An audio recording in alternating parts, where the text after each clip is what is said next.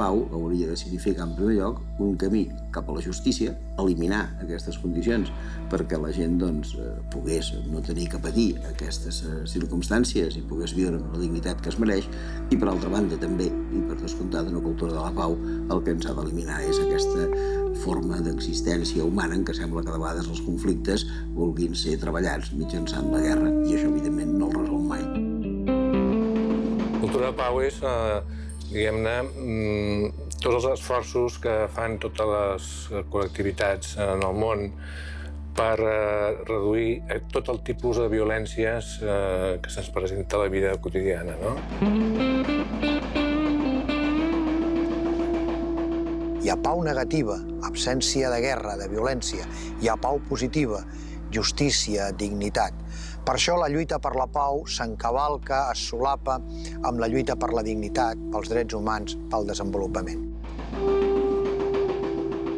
La cultura de paz necesita esta capacidad de comparar a escala mundial, de que veamos nosotros que mientras gastamos todos los días 3.000 millones de dólares en armas, mueren 60.000 personas, hermanos nuestros, iguales que nosotros en dignidad, mueren de hambre.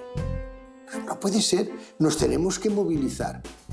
Y en conjunto en el mundo, en lugar de, si quieres la paz, ayuda a construirla con tu comportamiento cotidiano, hemos ido convirtiéndonos, en lugar de en ciudadanos activos, participativos, que protestan o que aplauden, no siempre hay que disentir, en lugar de esto, nos hemos convertido en espectadores.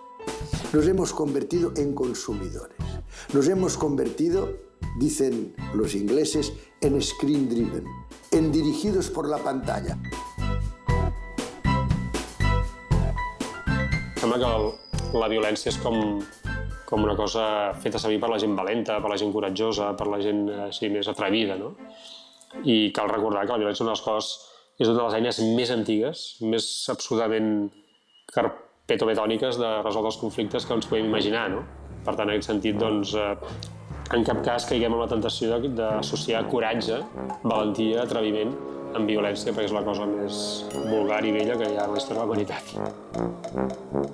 Això de la violència s'ha acceptat com, ni que sigui un mal menor, però s'ha acceptat de manera mantinguda i de manera general per la nostra cultura durant mil·lennis. I això ha marcat que la guerra fos una cosa normal, encara que no agradi.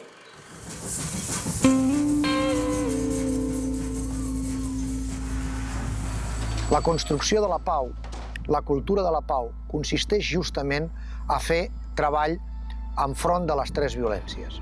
De violència n'hi ha moltes, el que passa és que estem acostumats a veure només la violència directa, física, no?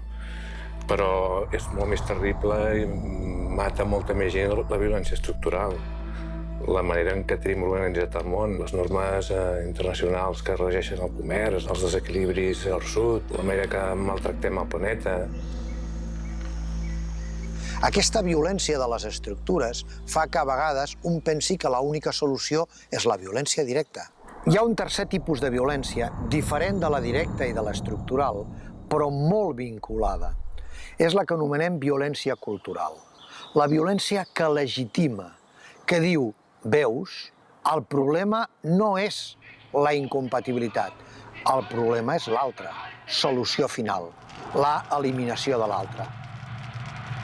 La cultura que sosté la violència és un dels nuclis durs tant del que seria la societat capitalista, per dir-ho d'alguna manera, com del que seria el que les feministes han denominat el patriarcat, no? Que seria la dominació dels homes contra les dones, no? Sobre les dones.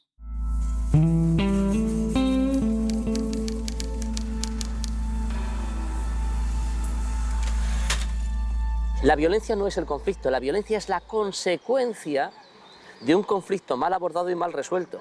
D'alguna manera, els comportaments violents són formes de resposta que a vegades són intencionadament violents, utilitzant la violència com una eina, però a vegades són violents, podríem dir, perquè no se sap fer una altra cosa, perquè no se sap com canalitzar una frustració d'expectatives, perquè no se sap com canalitzar la gestió de les emocions.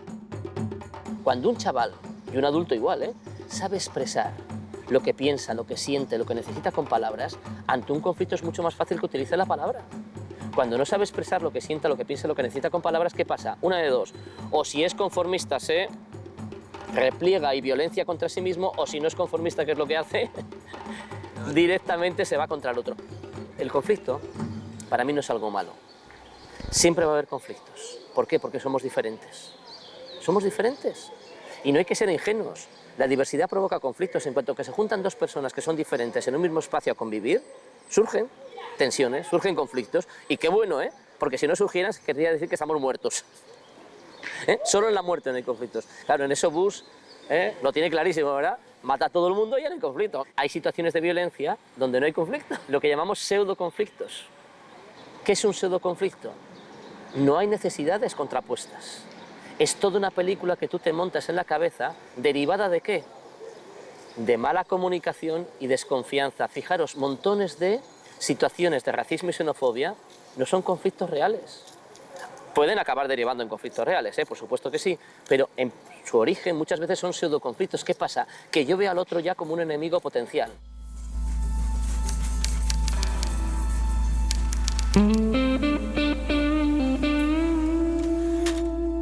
Fins ara ha semblat que dedicar-se a això de la pau és una cosa idealista per a 4 utòpics, per a 4 progres de poble que fan sentades a la plaça de l'Ajuntament, i la nostra proposta és que el que és real és que podem fer les paus, perquè resulta que certament reconeixem que és real que podem fer-nos molt de mal, però també és real que podem fer-nos molt de bé.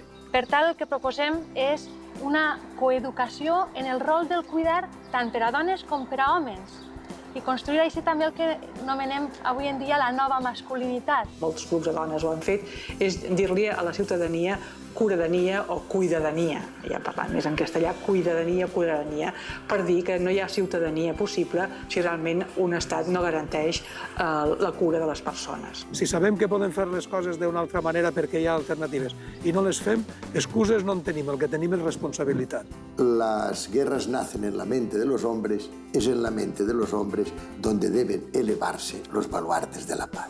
Y eso se tiene que hacer por la educación, por la ciencia, por la cultura, se tiene que hacer por la libertad de expresión.